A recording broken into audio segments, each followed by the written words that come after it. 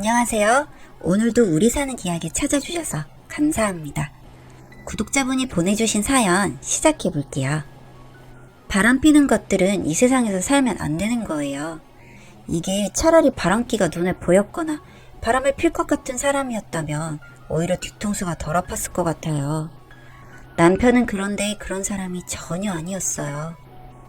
오히려 바람 펴서 가정을 버리는 그런 사람을 혐오하는 사람이었습니다. 다정했고 자상하고 나밖에 모르던 집이 전부였던 그런 사람이 알고 보니 쇼였다? 그 충격은 고스란히 저에게만 오는 거죠. 남편과 저는 2년 정도 연애를 한 후 결혼을 하게 되었습니다. 서로 결혼하기 딱 좋은 정년기이기도 했고 적당하게 연애도 하고 그렇게 결혼을 하게 된 거라 딱히 문제는 전혀 없었습니다.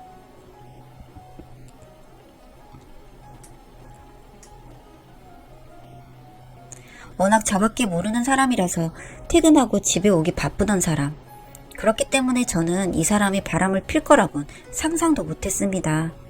출퇴근 시간도 알고 있고 퇴근하면 바로 집에 오고 주말에 나가지도 않고 그 사람의 모든 시간은 저로 인해 돌아가고 있었으니 말이죠.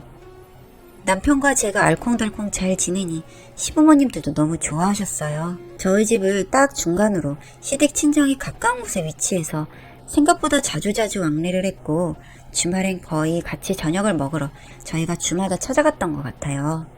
그러다 보니 시댁과도 친숙한 사이로 유지할 수 있게 되었고 꽤 좋았습니다. 저희 시댁은 나름대로 조금 철저한 그런 집안이었거든요. 조신한 며느리 그리고 품격 있는 말투와 행동을 사용하길 항상 원하셨어요. 그런데 불행 중 다행인 거는 제가 원래 성격 자체가 상당히 조용하고 그런 편이라서 문제가 되진 않았습니다. 나름대로 크게 트러블 없이 시댁의 요구사항을 지킬 수 있었죠. 항상 마사지부터 피부관리 등등 저와 함께 가시길 원하셨고 그렇게 재벌도 아닌데 재벌 사모님처럼 행세하는 시어머님이 솔직히 부끄러웠어요. 다들 수근거리는 것도 보이고 저 역시도 저런 사람을 보면 수근거릴 게 뻔하니 참 그랬네요. 아무튼 그래도 나름 시댁의 요구사항을 잘 받아주다 보니까 특별히 다툼은 없어서 그렇게 시집살이라고 딱히 생각도 하지 않고 살았습니다. 그런데 시어머님이랑 샵을 다녀오는 길에 백화점 좀 들리고 싶다고 하셔서 그냥 흔히 또 사치 부리는구나 싶어서 알겠다고 하고 같이 백화점을 갔는데요. 거기서 지금 근무 중이어야 될 남편을 발견했죠. 맞은편에서 걸어오는 남편을 제일 먼저 발견하고 너무 놀라서 부르지도 못하고 쳐다보고 있는데 그 옆에 팔짱을 끼면서 하하호호 하는 여자. 그리고 그런 여자를 내치지 않고 너무 자연스럽게 가방도 들어주고 하하호호 하는데 이건 누가 봐도 연인관계로 보이더라고요. 그리고 정면으로 서로 마주보게 되었고 시어머님의 반응이 더 웃겼네요. 저는 너무 놀라 멍하니 쳐다보는데 남편은 급하게 팔짱을 빼더니 그러더라고요. 여보, 엄마, 여기는 무슨 일이야? 일단 오해하지 마. 오해할 상황인 거 아는데 오해하지 마. 뭘 오해하지 않으면 되는데? 얘, 세아가, 너 지금 설마 우리 아들이 바람이라도 핀다고 생각하는 거니? 내가 아는 애다. 내 친구 딸이야. 워낙 어렸을 때부터 친남매처럼 지내서 거리낌 없이 지내는 사이다. 오해하지 말아라. 내가 더 기분 나쁘다. 아, 저 새언니라고 해야 되나요? 오해하지 마세요. 저는 그냥 친오빠처럼 지내서 팔짱 끼고 그런 건데 오해하실 수도 있겠네요. 기분 나쁘셨다면 죄송해요. 제가 더 조심할게요. 앞으로는 이렇게 가깝게는 지내지 않을게요. 죄송합니다. 저 때문에 오해가 생긴 것 같아서 조금 마음이 불편하네요. 그냥 제가 남자친구 옷 선물하려고 하는데 잘 몰라서 오빠한테 부탁했거든요. 오빠는 싫다고 했는데 제가 조르고 졸라서 이렇게 시간 내준 거라서 죄송합니다. 이렇게 얘기를 하고 집으로 돌아왔는데 여자의 직감이라는 게 있잖아요. 아무리 생각해도 이상하더라고요. 그날부터 남편을 조금씩 파헤쳤고 뭔가의 낌새나 증거를 찾기 위해 노력을 했어요. 제가 불편한 이유 중 하나가 바로 시어머님이 나서서 편을 들고 제가 화를 낼 수도 있는 상황을 아예 막았다는 부분인데요. 아무리 생각해도 이 부분 역시도 이상하다고 생각을 했죠. 그래서 일단은 천천히 알아봤어요. 그때서야 알았는데 남편이 정말 완벽한 사람이었더라고요. 제가 핸드폰을 뒤져본 적이 없어서 몰랐고 남편 서재룸도 한 번도 제대로 살펴본 적이 없어서 몰랐는데 모두 비밀번호가 완벽하게 걸려있고 컴퓨터 역시도 마찬가지였어요. 뭔가 이상한 게 맞구나 라는 생각을 하게 되었어요. 어느 날 저녁을 먹다 남편에게 물어봤어요. 여보, 그때 그 어머님 친구 딸이라는 친구 우리 집에 초대해줘. 어? 걔를 왜? 당신이 신경 안 써도 되는 사람이야. 내가 어떻게 신경을 안 써도 되는 사람이 있겠어. 어머님이랑도 각별한 사이 같고 무엇보다 당신이랑 그렇게 각별한 사이인데 첫 만남부터 부정적인 인상을 서로 심었으니 얼른 만나서 저녁 먹고 풀어야지. 이번 주말에 오라고 해. 맛있는 거 해둔다고. 아니야 여보, 그러지 않아도 된다니까. 왜 거부를 해? 거부할 이유가 있나? 이런 식으로 머리를 써서 초대를 했네요. 저녁을 먹으면서 알았어요.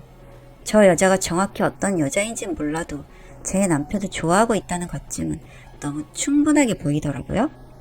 그래서 확신했어요. 짝사랑이 아니고 바람이라고 확신했죠. 평소에 남편은 절대 회사에서 급하게 반차 연차를 낼 수도 없다고 했었고 아무리 생각해도 진짜 이상한 게 너무 많았습니다.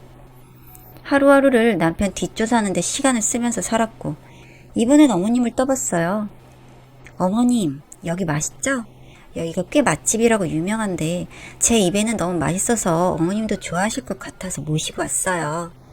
그래, 세아가 고풍스럽고 너무 좋다. 음식도 맛있고 분위기도 고급지고 내가 딱 좋아하는 곳이네. 우리 세아가가 센스가 있네. 아니에요. 어머니 그런데 땡땡씨 저번 주말에 저희 집에서 같이 저녁했어요. 뭐? 걔를 왜 거기에 초대를 하니? 왜 이렇게 놀라세요 어머님? 친남매 같은 사이인데 그럼 저도 친해지고 챙겨줘야죠. 저번 만남 때 오해한 것도 있고 미안하기도 하고 겸사겸사 초대했죠. 걔가 거길 왔니? 참나. 왜 그러세요? 맛있게 저녁 먹고 갔어요. 시간 늦어서 자고 가라니까 그건 괜찮다고 하더라고요. 나 급한 일이 있어서 얼른 먹고 가야 되는데 깜빡했구나. 일단 너무 잘 먹었고 내가 연락하마. 미안하다. 누가 봐도 너무 당황스러워하던 시어머님. 그리고 너무 이상했죠. 시간이 조금 더 흘러 알게 된 사실인데요. 바람난 여자 맞고 시어머님도 알고 계시더라고요. 그 상간녀를 말이에요. 애초에 저보다 먼저 만난 사람이고 결혼 만내를 심하게 하셔서 저랑 결국 결혼을 한 거라던 남편의 말. 그치만 저를 사랑했다는 남편의 말은 너무 큰 충격이었고 기분 역시도 너무 나빴어요. 남편에게서 정말 큰 배신감을 느꼈다는 말이 맞을 것 같아요. 전 그 이후로부터 어떻게 해야 할지 고민을 했는데 이대로 놔주면 제가 너무 비참하고 제가 무너지는 것 같아서 그게 너무 싫어서 그 모든 사람들을 고통스럽게 하고 싶었어요. 제가 느낀 이런 감정들을 모조리 돌려주고 싶었죠. 그래서 한 명씩 괴롭혔습니다. 일단 어머님. 어머님은 진짜 제가 얼마나 이것저것 함께 하려고 노력을 했는지 본인이 더 잘 알 텐데 배신감은 감히 말로 표현을 할 수가 없을 정도더라고요. 어머님은 보여지는 게 정말 중요한 분이셨죠. 그래서 어머님과 함께 다니던 모임, 모든 샵 등등 소문낼 수 있는 곳은 모두 냈어요. 내용은 즉 이렇습니다. 본인 아들이 와이프를 두고 바람을 피우고 있었는데 그걸 알면서도 며느리를 속였다. 그리고 현재 며느리랑 1년 안에 이혼하게 되면 그 여자를 받아주겠다는 조건을 걸었다. 이 내용을 모두 뿌렸고 효과는 너무 빨랐어요. 당장 아니라고 다시 말하라는 시어머님 연락을 모두 차단했고 더 소문낼 곳을 찾고 있으니 더 기대하라고 해줬습니다. 그리고 그 상간녀 쇼핑몰 대표더라고요. 참, 이미지로 먹고 사는 사람이 어쩜 그런 짓을 했을까 싶었지만 너무 쉬웠어요. 이 상간녀를 괴롭히는 건 말이죠. SNS들을 통하여 소문을 미친 듯이 내줬고 결국 망하다 쇼핑몰이 없어졌습니다. 왜 자기한테 그러냐고, 자기가 무슨 잘못을 했냐고 하는 거 역시도 캡처해서 퍼져날랐네요. 생각보다 빠른 우리나라의 소문에 통쾌하고 너무 좋았습니다. 그리고 마지막 남편은 1년 안에 이혼하면이란 조건이 걸렸고 얘랑 이혼해주면 둘이 결혼을 할 거고 그러면 결국 이 소문들도 모두 잠잠해질 듯 싶어서 당분간은 영원히 불륜으로 남게 해주고 싶었죠. 그래서 이혼을 해주지 않았고 그대로 살고 있습니다. 저에게 놔달라고 빌기도 했고 잘못했다고 빌기도 하고 그 여자를 버리고 저에게 오겠다고 제발 받아달라고 하고 아주 난리를 치는데 전 지금 이대로가 제가 원하는 금액을 모을 때까지 절대 놔주지 않을 생각입니다. 지금도 하루하루 그 사람들은 고통 속에 살고 있어요. 이렇게 괴롭히면 제 스스로가 힘들 줄 알았는데 웬일인지 즐겁더라고요. 그런 하루하루를 즐기면서 살고 있습니다. 믿었던 사람에게 배신당한다는 기분 당해보지 않으면 정말 그 어떤 말로도 감히 표현이 되지 않습니다. 혹시라도 저와 같은 상황에 있으시다면 무조건 최악의 상황으로 만들어보세요. 고통스러워하는 모습이 꽤나 보기 좋습니다. 가장 중요하게 생각하는 걸 무너뜨리면 생각보다 쉽게 주저앉더라고요. 사실 저 역시도 셋 모두 너무 쉽게 무너져서 허무하긴 했어요. 요즘은 제 자신의 행복, 그리고 제 자신을 가장 제일 먼저로 우선으로 생각하면서 살고 있습니다.